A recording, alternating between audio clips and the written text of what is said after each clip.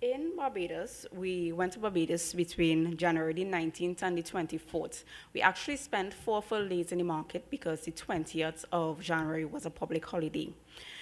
We had less meetings in Barbados given the fact that we were there for less days, right? So we just engaged in 19 meetings with 3 public sector entities because from what we learned in Jamaica, basically when you visit the public sector entities, you get basically the same information. So we cut down on the number of public sector entities we visited.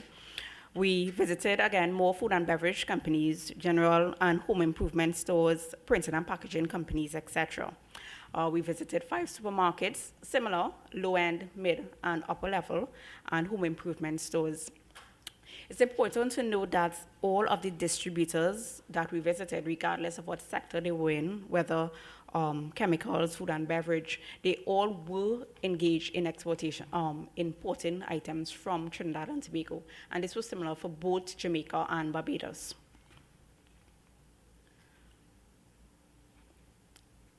As articulated by the private and public sector meetings, Barbados is a small open economy, similar to what my colleague said.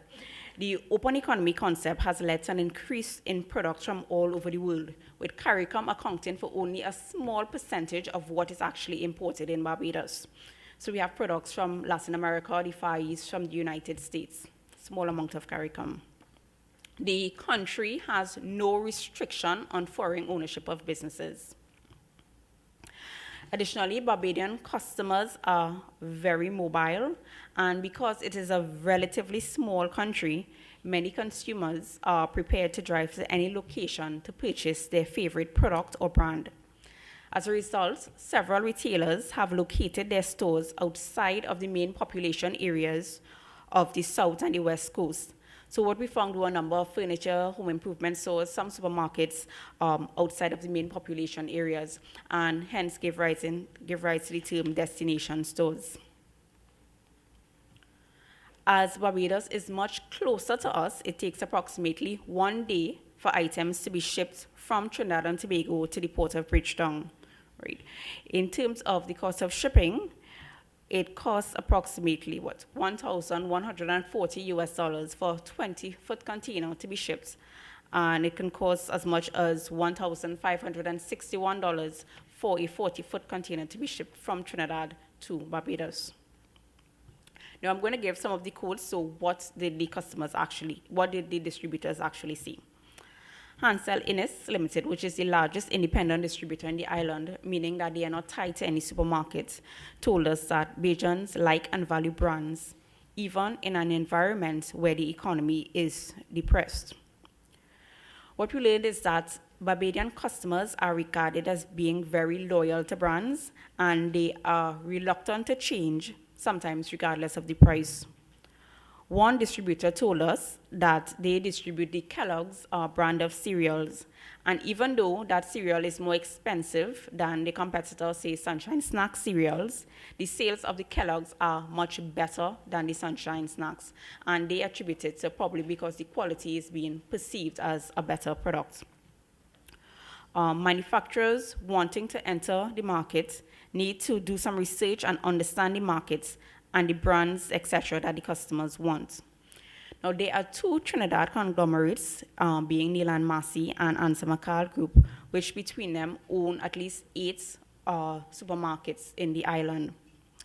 There is the perception by some of the customers that because the 2 major supermarkets are Trinidadian owned, that Trinidad products get better shelf placement in these supermarkets.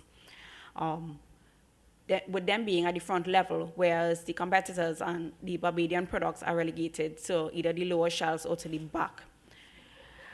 I personally did not observe that in any of the supermarkets that I visited. Yes, there were a lot of Trinidad products, but it looked to me that everyone was situated equally, right?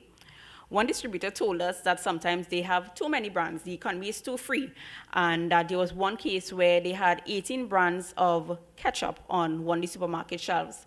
As they said, they really aren't doing anyone any kind of justice by giving them so much choice. Many supermarkets, from what we learned, have begun to compare the performance of the products, similar as we do in Trinidad, and the aim is to remove the non-performing products Now, new products may enter the market at the expense of the non-performing products. Most manufacturers don't do exclusive distributor arrangements anymore. This was said by Barbados Steelworks Limited.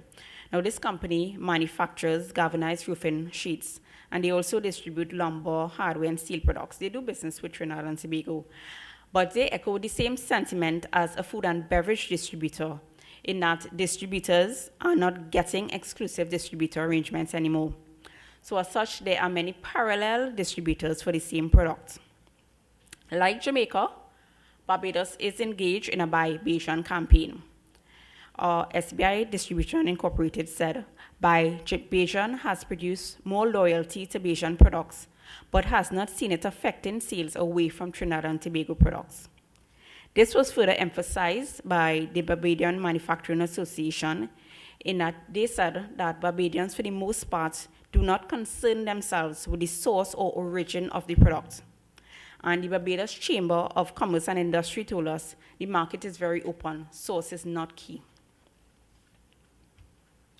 So coming out of these markets, we have a few recommendations. Now, this list is not exhaustive. These are just 3 of the things that, from our meetings in both markets, we think that Trinidadian companies who aren't already in the market may want to consider if they want to export to Barbados and Jamaica.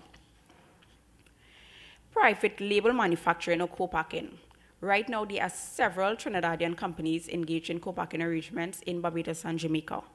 The advantage of this would be that the products are not easily identified as being Trinidadian, which would help with the Buy Bajan and the Buy Jamaican campaign.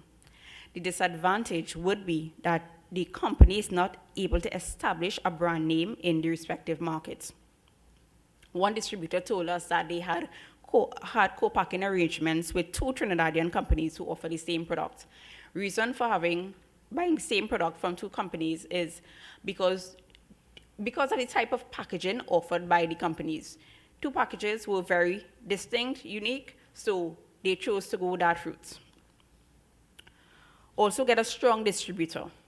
Try to identify a distributor which has a strong relationship with the dung trade as well as the bigger retail establishments, thereby getting better coverage for your products in the market.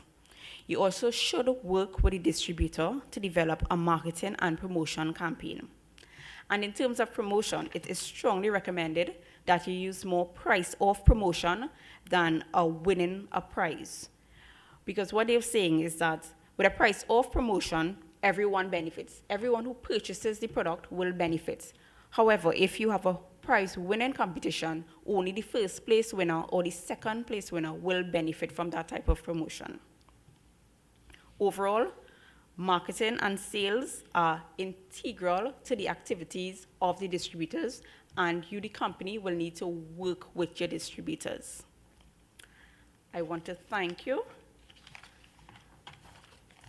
and I will take questions at the end of the session.